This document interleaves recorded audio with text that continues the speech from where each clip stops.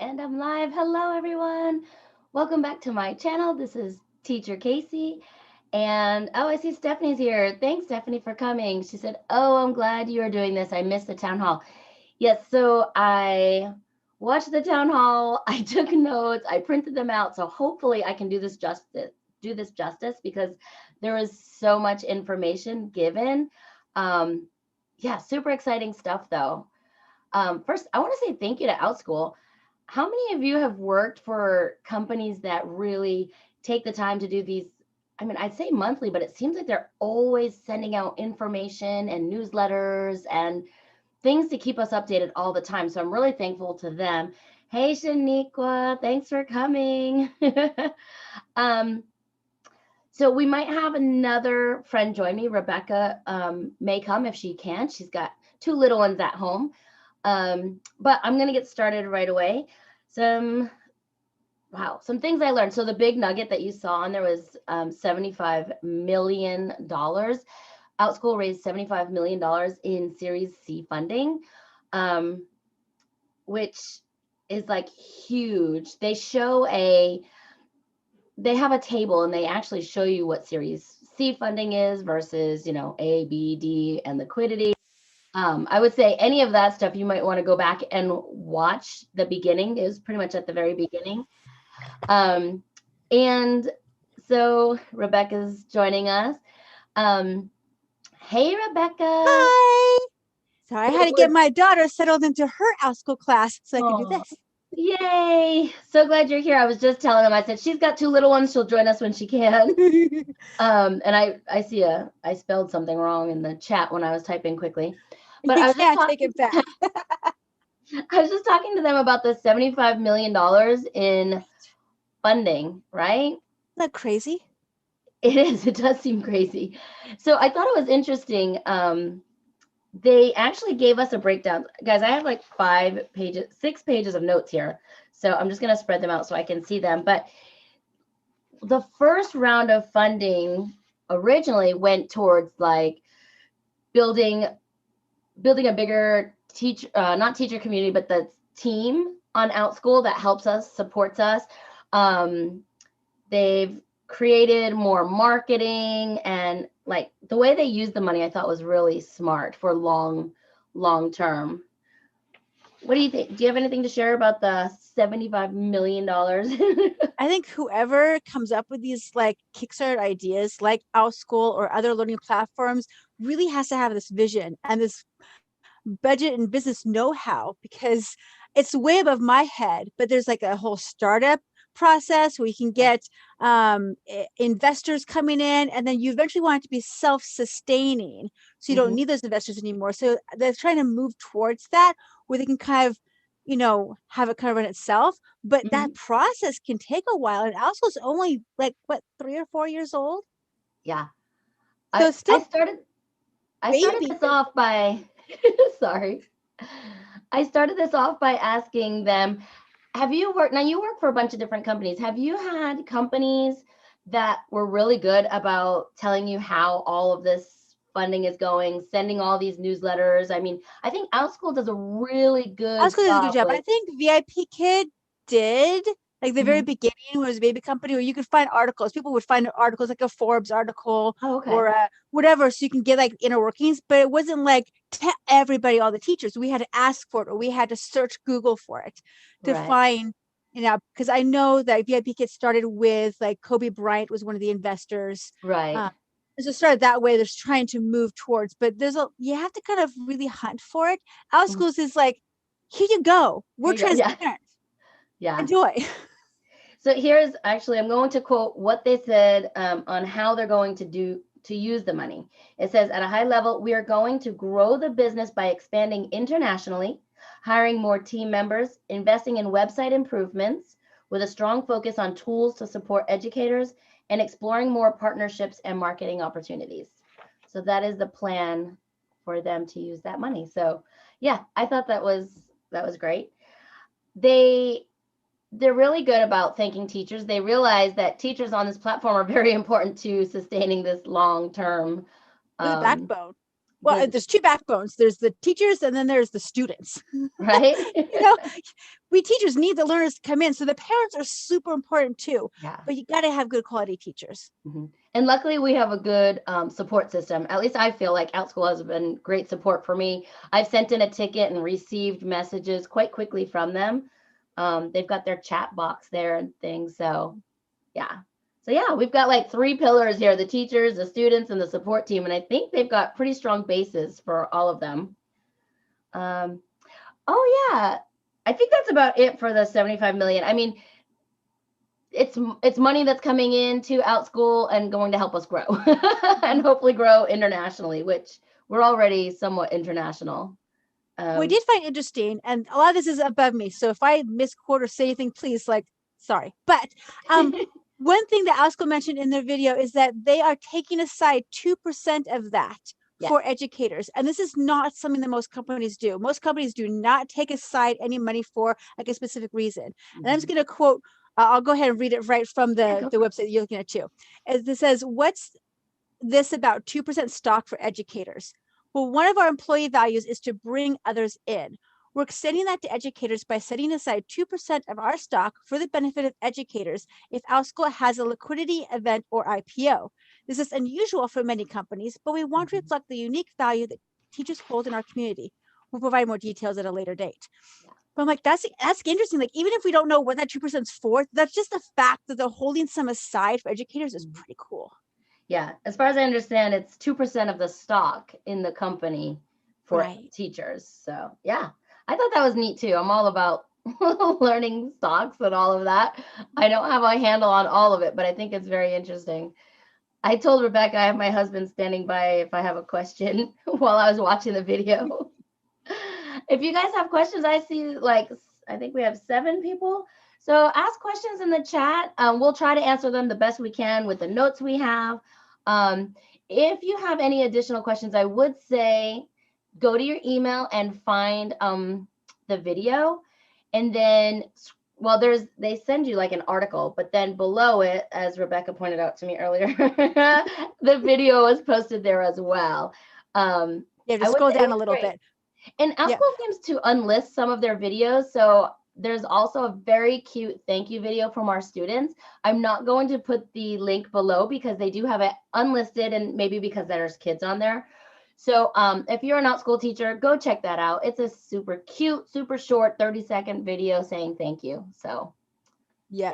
And for those of you who are watching much later, the email was sent to us on April 16th, 2021. So you can go back through your emails and find that on the 16th. Good point. Okay. It's called Outschool Community Scoop. Oh yeah, I liked that too. How that was set up. Rebecca, do you print everything out or are you reading it on your computer? On my computer. My husband would love that. I have like split screen. I've got like me, I've got the article, and then I have YouTube for the chat. So I can see everything at once. I print everything. I have so much paper, guys. My husband is a digital guy. He's a techie and I'm paper. We've had this discussion on here before. That's so funny. All right, so that's about it for the 75 million and the 2% in stocks. And I don't see any questions, so I think we can keep going. I'd really like these Saturdays to be a little bit shorter. So that's our goal we're working on. Oh, I loved it towards the end. Somebody asked about in-person conferences. That would be so much fun. Right? Like a big old fancy meetup and workshop to come. That would be fun to kind of go to and see like my child's teachers like in person. That'd be cool. Yeah. Oh yeah, because you get both sides of it. Yeah. So, but also my fellow teachers, and give hugs. One day we can give hugs. If you want to know the parent side of things, go check out Rebecca F's not Facebook group, her YouTube channel, and she has the parent perspective as well as the teacher perspective, so she can say, hey teachers, I'm sure you didn't know this part, look what I found on the parent side. And it's really good because when a parent messages me saying, oh, how do I download this as a parent, I'm like, oh, Rebecca. So if you have questions like why your parent can't see something or how they can, chances are go to Rebecca's channel and you can find something on it already. Yeah, and one for suggestions. So if you have any questions of whatever, I can definitely, as best as I can, make a video of it. If it shows too much private information, I have to be Right. tactful, but I can show what I can.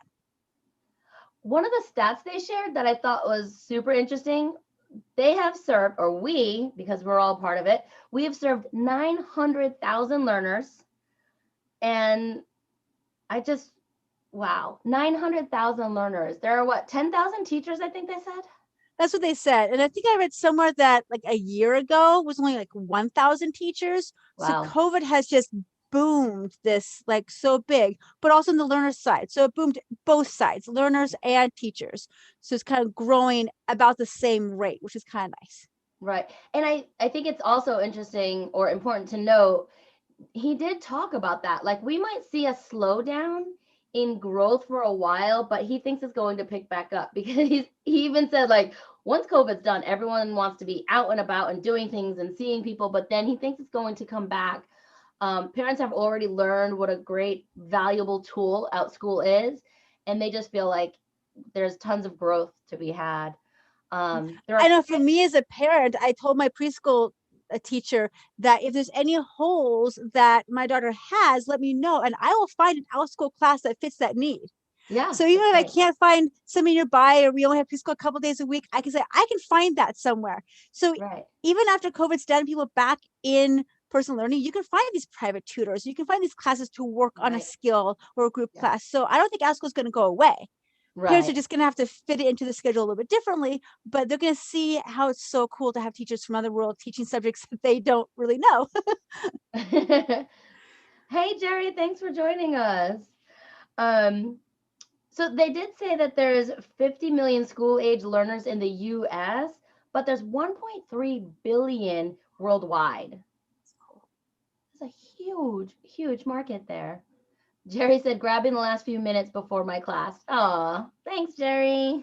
She's sweet. So one of the questions was, does Outschool funding affect the 70/30 revenue share that is currently in place? Did you want to answer that one? So this is where like, okay, what's 70/30 revenue share? What's that? And I think what it's saying is that when I put a class out there, and let's say I charge $10 a class, because that's easy math, okay?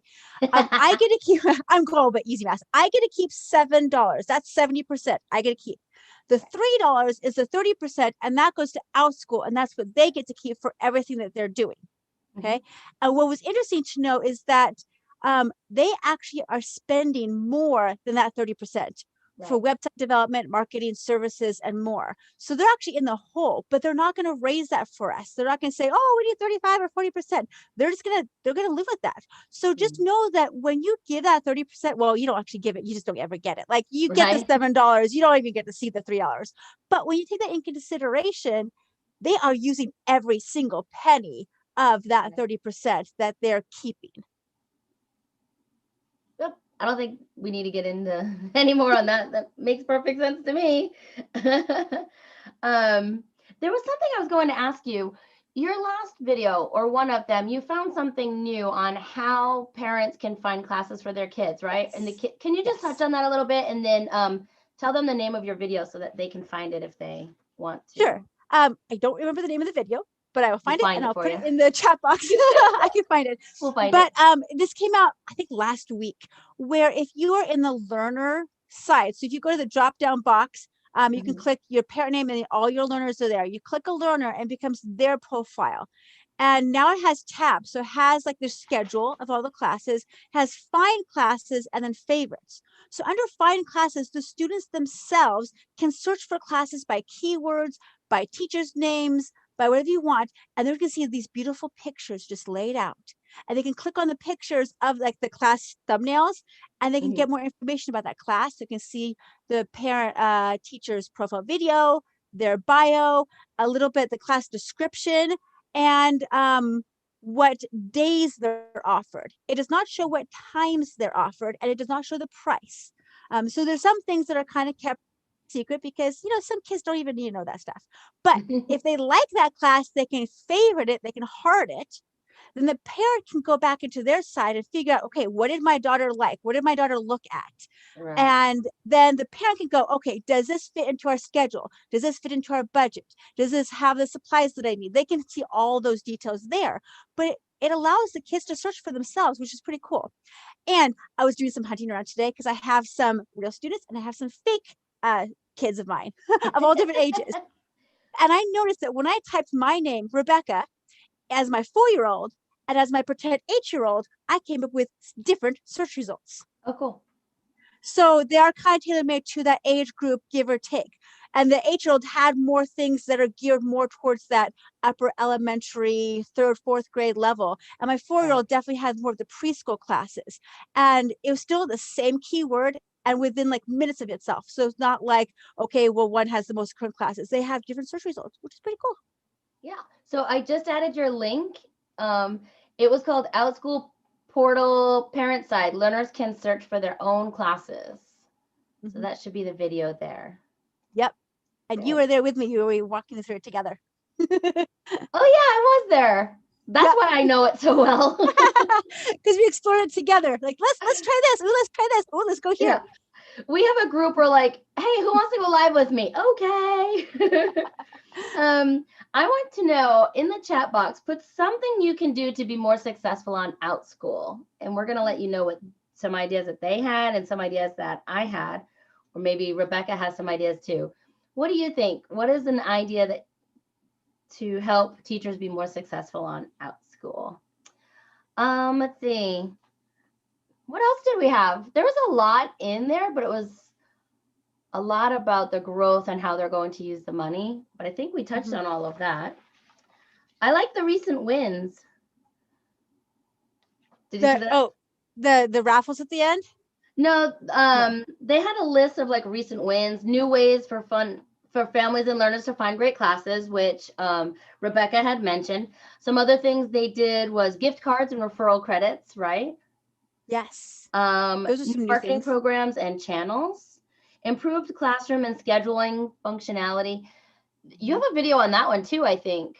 With I think I kind of showed it to one of these Outschool lives. I need to make my own video, so it's like by itself of how to schedule as a teacher in the weekly view.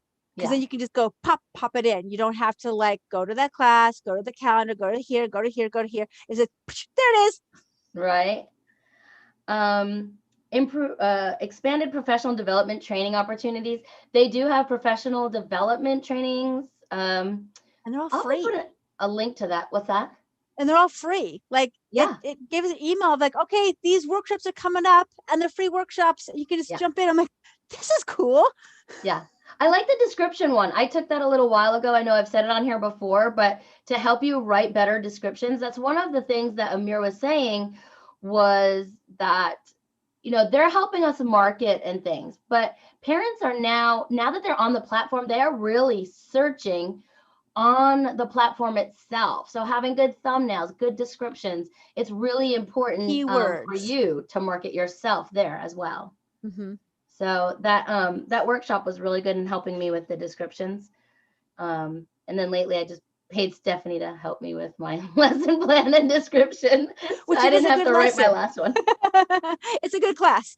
We're taking Casey's Flex class that Stephanie helped with, and it's good. Oh yeah, that's right. You're taking it, so you can see Stephanie's work. Yep. The work was mine. The plan was hers. Right. Yeah. Oh, which is like Stephanie, the format and the links, and it just makes it easy. And you got some pictures of examples of the crafts that you made. So if we don't have time to actually click the links, we go, yes, we can remake that. We can do that. By the picture, we can do that. If you ever get a chance, you should see me try to do the crafts. It's hilarious because I'm not a crafty person. Which workshop, Casey, and the name?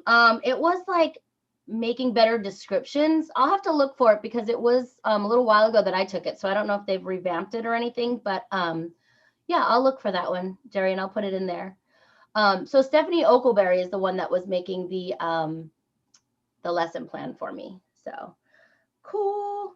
Let's see. Dedicated teacher communications and policy hires. We've talked about that before. So, all right. Did anybody no one put anything in there? Yeah. What do you think you can do to be a more successful? one thing that's kind of changing a little bit with the scheduling is that they're really pushing these camps, these week-long camps. Mhm. For the fall and spring, they're pushing ongoing classes, these once a week or twice Mm. a week that continue forever. But now they're trying to push us more into these camps, and it's good. I mean, I think it's a good idea because you might have, oh, we have so many vacations going on, we can't commit to once a week anymore. Oh, but we have a whole week. Let's just do a 9 a.m. class 5 days this week. Done. Get all the content. This is great. These like, mini camps.